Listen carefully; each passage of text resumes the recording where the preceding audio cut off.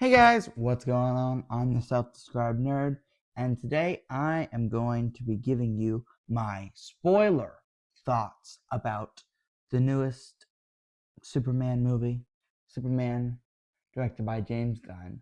I just posted my spoiler-free thoughts, but I did want to give my spoiler thoughts because this was a movie that I've been anticipating, and if you saw my spoiler-free review, you know what I thought of this movie, but if you haven't, let me be the first to tell you, it was amazing. It was absolutely amazing. I'm trying not to touch on the same points that I touched on in my spoiler pre-review because I want these two videos to be distinct. But the only thing I'm going to carry over is just the high I had walking out of that theater. I was just so happy. It was a magical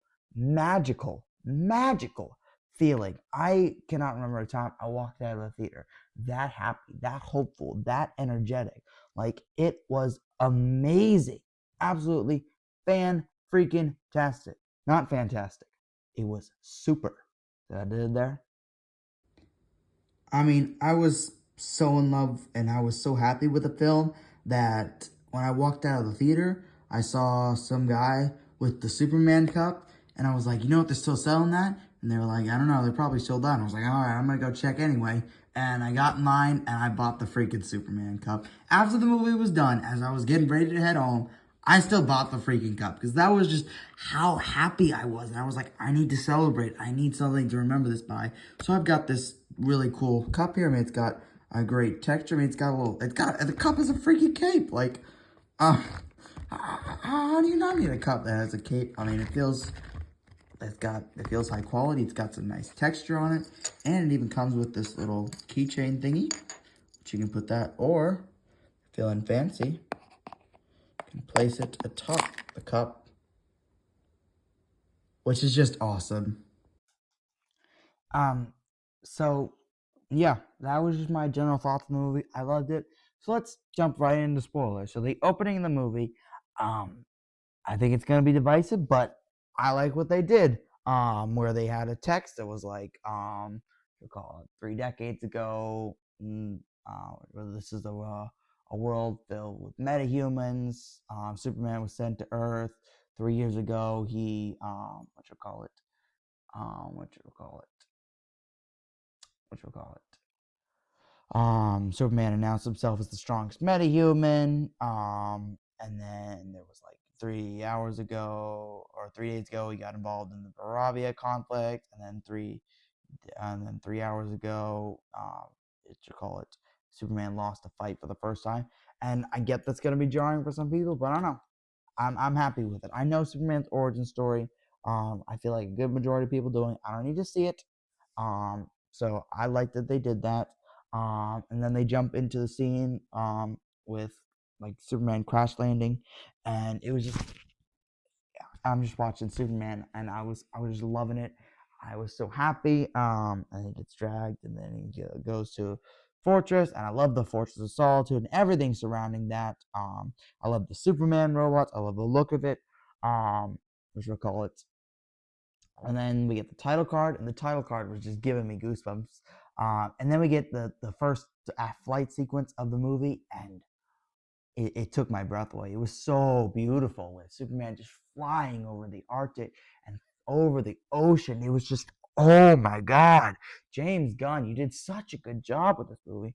I loved that so much. And then we get back to like the Hammer of Baravia, and it was pretty clear that it was what you call it, Ultraman under the suit. I mean, that's what pretty much everyone figured, but it was they very clearly like the Hammer Bravia is Ultraman. Um, and jumping in, let's talk about Ultraman because that was one of the strangest or the weaker aspects of the film. I think Ultraman was. I was interested. I was curious. I had my thoughts as to who Ultraman was going to be underneath the suit. Um, and I was right. I knew it was gonna be David under that suit.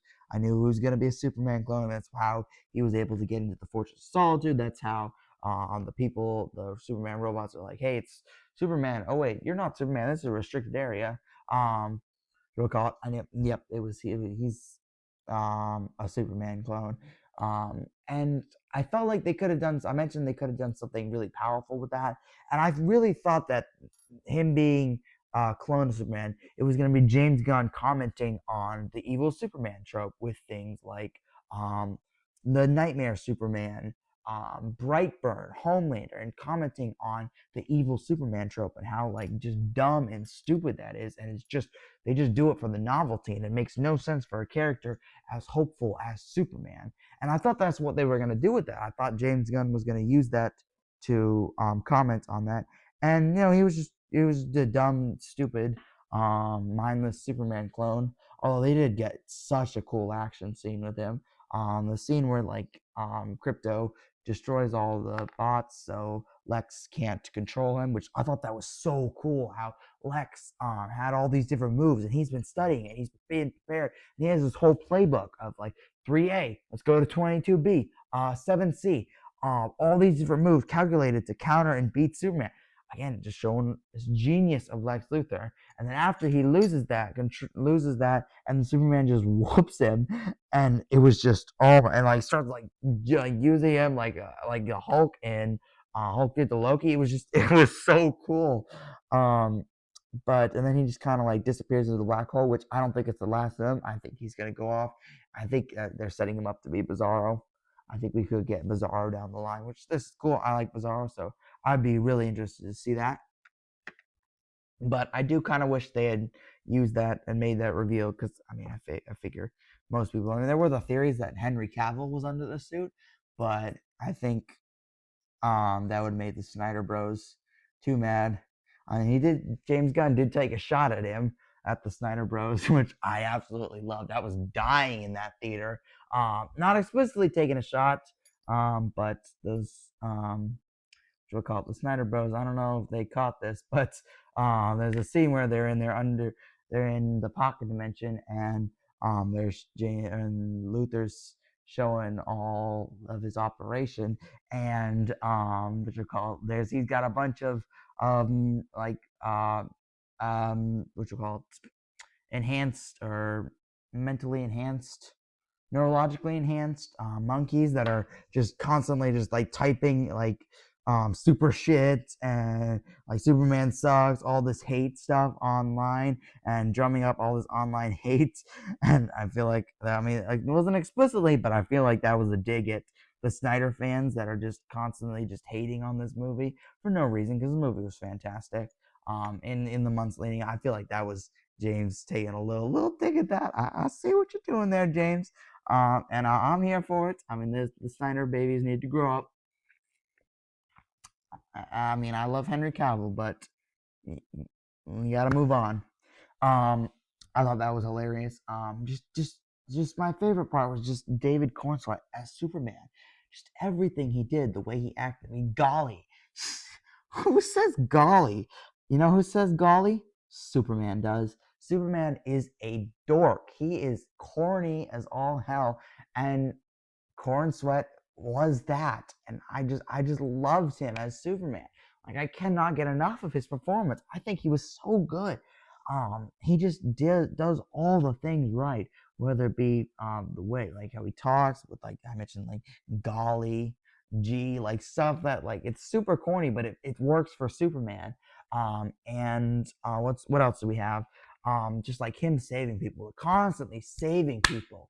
Like you've got this Superman who takes a second while he's fighting the kaiju to make sure, all right, you guys okay? All right, I'm gonna get back to the fray. All right, guys, let's see if we can get this kaiju out of here so we can what you call it, so he can study it. And then you mentioned like you wanted to take it off to Interplanetary Zoo, and taking a moment to save a squirrel. I've seen some people clown on this moment, but that's Superman. Anyone who clowns on that moment does not understand who Superman is. Anyone who understands or has read a single Superman comic knows Superman taking a second to save a squirrel, that's exactly something that Superman would do. Whereas you got like Henry Cavill Superman, who I love Henry Cavill. I love Henry Cavill as Superman. I don't like Henry Cavill's Superman. Whereas Henry Cavill throws buildings at General Zod, this Superman takes this time to save a squirrel. Like, I was just, oh my God. And the absolute best part was the monologue that he gives at the end of the film. Like, I want to go see it again just for that one moment, just to hear that monologue again, because it was so good. Like, he was talking about his human, like Lex is like, no, you're nothing, you're an alien, you're nobody, you're not human. And then Superman's like, no, I am. I laugh, I get scared, I fall down, but I am deep down, I am human. And I was just like, that is right. James Gunn understood the assignment. He understood Superman. David understands Superman. And this was, I truly, like, this is the most comic accurate Superman. I love Christopher Reeve, and he pulls off just like the charming Superman, but I feel like this is truly the most comic accurate interpretation of Superman. And I just absolutely adored it. Nicholas Hoult, I made the bold claim, and I said that he's the best Lex Luthor we've ever gotten. And maybe that'll change as I come down from the high, but right now I'm riding that high. I loved every second he was on screen. He was just an absolute hater. Like, and it just, there was a little moments that showed us like why he does not like him. Like, oh, he's this what you'll call it, he's a stupid outfit with a cocky grin. Comes from this planet and does nothing. But and yet the world's infatuated with him. Like, we get these little moments that he's just jealous. He's upset that Superman gets all this love, and even though he's just an alien that didn't earn any of it, and he feels threatened. I think he feels threatened. He feels almost a little scared of him. Like, all that, and I just loved it, especially like in his scenes with Superman, where like he takes the dog and what you call it, Superman just storms in like, where's the dog? And then Lex is like, oh, I don't know what you're talking about. Just sipping away at his coffee mug, just chill. And that's ripped straight from the comics, because Lex is one of those people that loves to do that to Superman. He loves getting in Superman's face because he knows Superman is never going to throw a punch. He's never going to lay a single finger on Lex because he's too much of a Boy Scout. He's too good. So Lex can say whatever he wants to his face, and he's not going to do nothing. And that scene was just hilarious. And I loved like all the moments he gets to show off his intelligence, like with the, like I mentioned, the playbook, and just like talking about like his operation and all that. And then in the final moment, as the battle is ending and everything is falling apart for Lex, his entire plans are just falling apart to pieces, and he's just like losing it. And then he eventually like explodes at Superman, and I'm just like, oh my God, Nicholas Hoult is a genius, such a fantastic actor, so well acted as Lex. I loved him so much. And he gets absolutely destroyed by Krypto. Oh my God, I was dying. He just Krypto, just Superman's never gonna lay a punch, but Krypto just destroyed him. And then, but he's left alive. He mentioned he's going to Bella Reeve, which is the is the prison that was big in the Suicide Squad films and in Creature Commandos. So I'm glad they kept him alive, and so that they can be around for the next movie. Because this is one definitely getting. I hope we get an actual sequel and not a World's Finest. I do want a World's Finest film. I really do, but I want a Superman, and then I want a Batman story, and I want another Superman story before we get the Batman and Superman story. Because if this next one is a Batman and Superman team up movie, I'm going to be a little worried, because that's what happened with the old DC. We got a Superman film, and that was good. It was promising. And then we immediately jumped into a Batman and Superman film. And I really do not want this new DCEU or DCU to go the way of the last one. I want this one to succeed. And from everything I saw, this film was it was a bright, hopeful future. Let's see, what else? The engineer. I was a little confused with the engineer. There are parts where you think that she's gonna turn. she mentions like how like I gave my entire body to bringing down Superman. And she mentions how she was like tortured and like what you call it, had the nanites infused with her. But they never. I just assumed that we were going to get to a point where she turns on Lex, and we never really get to that point. She still remains on Lex's side. But that whole scene with her like fighting, and then Superman like picks her up and uses her as a baseball bat against Ultraman, that was great. And then scene like with her getting like tried to put the nanites all over Superman, and then he flies up in the atmosphere, and she's struggling to catch up, and then he flies back down to Earth. Like that was just so good. I loved all that. But yeah, I don't know. I didn't love the engineer. I thought she was. I thought her powers were really cool. I liked how they did it, but her motivations were a little confusing. Let's see. Let's talk about Superman's parents, cause um, let's do his real parent or his true parents, Ma and Pa Kent. I loved the actors that they got. I don't know their names, but they both did a fan. I love Ma. Ma was just a sweet, kind old lady. I mean, she was. I love the part where she was what do you call it? Talking to Clark on the phone. She's like leaning like, huh?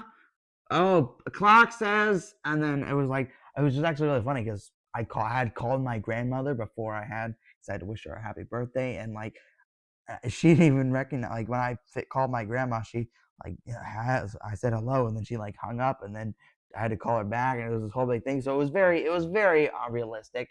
But Pa Kent, oh my God, that scene where I mean I'm gonna talk about the Jor and Laura thing, where he's talking about like I didn't know about that. I'm not like that. I don't want to be like that. And Pa's like, you're not like that. What you'll call it, parents don't decide who you are. We're just the tools for you guys to go, and you mess up and do all that. But your choices, your actions, what makes you who you are. And I was about ready to cry because it was so beautiful, so moving. Just talking about like how like you don't have to be what your parents want you to be. I'm always going to be proud of you, no matter what. And I'm so proud. And I was, oh my God, it was. I wish we had gotten more of Ma and Pa Kent, especially Pa. Which both of them make it out of the film. I mean, if that's just like standard super, what you call it. I mean, usually Pa dies, um, but both of them made it. So they're both alive. So I feel like we could get more of the sequel with them, because I have an idea of how the sequel is gonna go, or how I think it should go. Um, which that brings me to the biggest thing that I was a little mixed upon, was what they do with Jor-El and Laura. So at the beginning we hear this recording of like, oh, he like to listen to his parents, and they're like, we love you, our son. We've picked this planet for you. You need to go be help the bit. This is the place where you can do the best good. So I knew that's what you call it. Bradley Cooper was Jor, and I didn't think they were gonna be in a lot. But what they do with it, so Lex breaks into the fortress and he's looking for dirt because he wants the military to hire him to take out Superman using his planetary defense or Planet Corps or something. But they're like, no, we have no reason to believe that Superman is harmful or in any way. Um, so Lex breaks into the fortress looking for stuff, and there was the second part of the message that got damaged in transit, and the engineer is able to unscramble it, and which we'll call it. The other half of the message says, you are going, I want you to go, I want you to conquer Earth, I want you to rule it. The people are weak, they're stupid. I want you to rule over the Earth. I want you to take many wives so you can spread your genes. You're meant to rule. Go rule, bring Krypton, bring back Krypton. And that was a bold move. And they don't really like give a lot of like I thought by the end of it they were going to reveal that the message was fake or fabricated by Luthor, but no, they're never going to see him. So I think that means that Jor and Laura are evil, that they wanted Superman to go and conquer, and Superman was sent to be a conqueror, and that is some insane implication. And they don't really dive into that. Like Superman, like grapples with the fact that like my parents wanted me to be evil. And there's no like point where he really, I guess him talking with Pa and he's talking about like I didn't know about that, I'm not that, and then Pa's like you don't have to be that. I guess that was their way of giving it closure, but they never like really bring that arc to a full close, which is what I think they're gonna do with the sequel. I think the sequel is going to be Superman coming to terms with the fact that his parents, his biological parents, not his real parents, Ma and Pa are his real parents, but his biological parents were evil, and I think the best way to do that is with Brainiac. I think Brainiac is, well, I mean, other than the fact that Brainiac is like one of the only major villains that hasn't been introduced in a Superman film, but I feel like Brainiac is the best choice when dealing with, when you have a story that is tackling the Superman's parents and his lineage and the fact that his parents were not good people. And I feel like I make him a supercomputer from Krypton, be what, and he goes to Earth and he tries to conquer, and he's what his parents wanted Cal to be, and he has to come to terms with the fact that he has to come to terms with that. And I feel like that could be a really interesting angle for the sequel. So that's how I see them doing a Superman 2. But we'll see.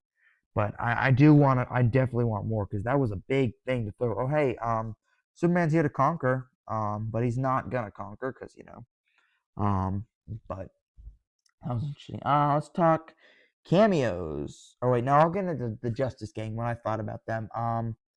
Mr. Terrific. Let's start off with my favorite member of the Justice Gang, Mr. Terrific. I really loved Mr. Terrific. I have no clue how to pronounce the actor's name. I'm not even going to try, but he did such a fantastic job. The dude played Darwin in X-Men First Class, so he was given a shot at redemption here, and I loved him as Mr. Terrific. Just the way he talked, the lines he had, what you'll call it, what you'll call it. Yeah, he was condescending, but it was funny, and I liked it. What else?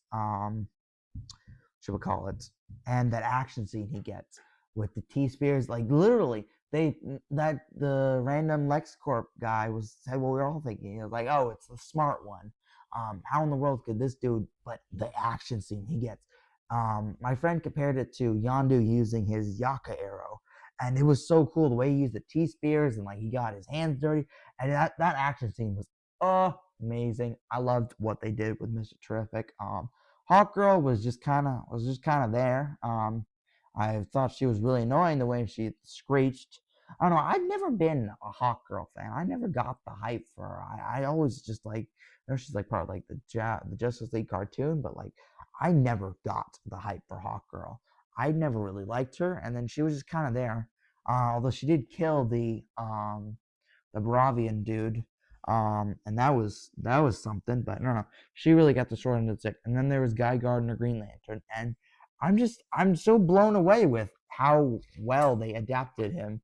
Like he is a asshole, and I hate him, but at the same time, I like him, which is incredible. Like they kept the core of what Guy Gardner is.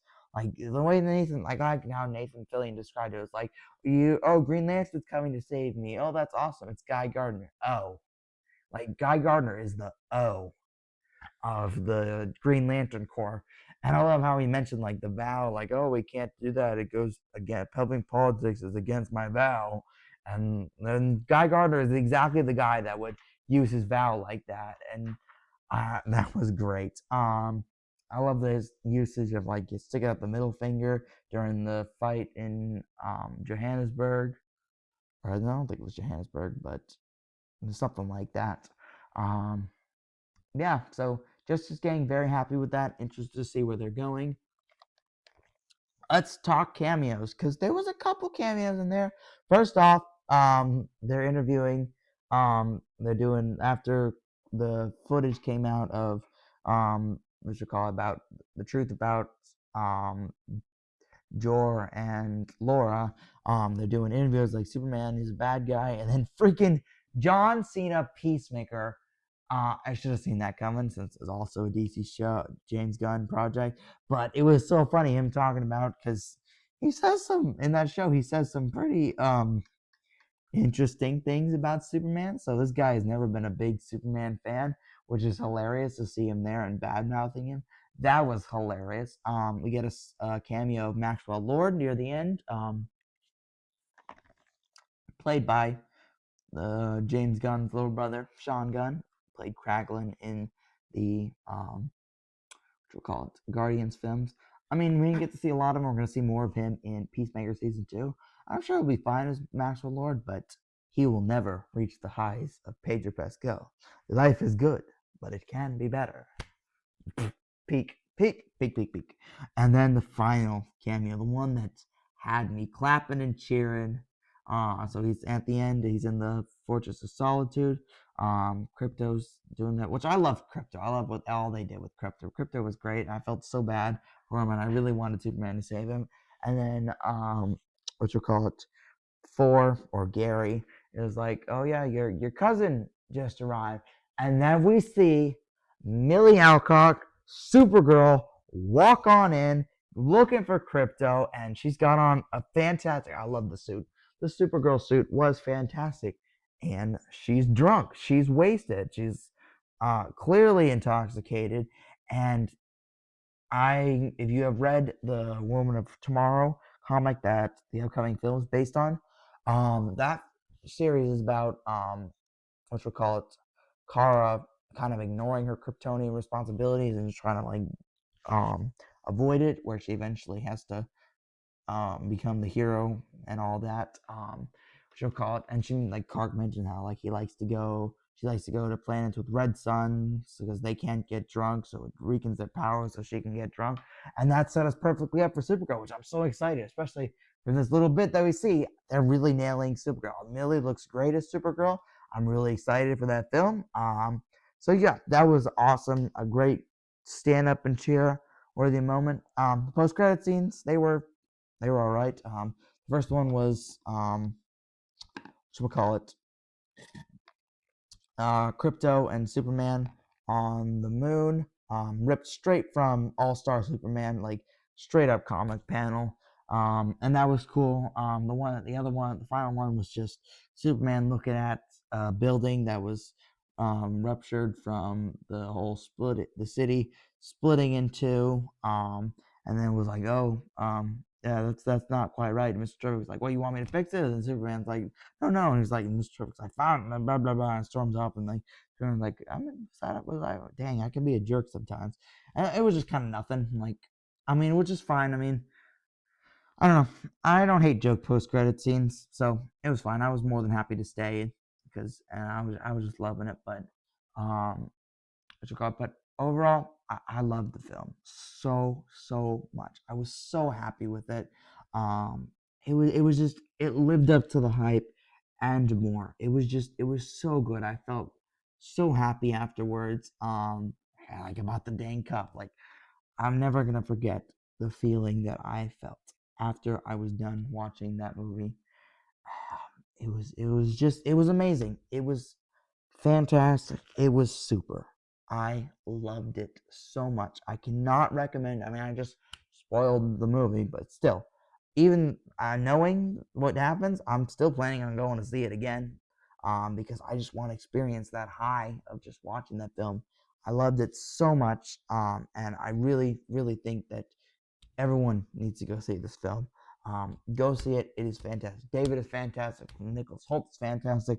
The directing is fantastic. The action scenes are top notch. Everything was great. I loved it so much. So much. So yeah, that is just my spoiler thoughts on Superman. If you're someone who saw this film, let me know what you thought of it. Do you agree? Do you disagree? I'd love to hear from you. So yeah, with all that being said, I've been the self-described nerd. Very, very, very happy self-described nerd. And I'll catch you guys later.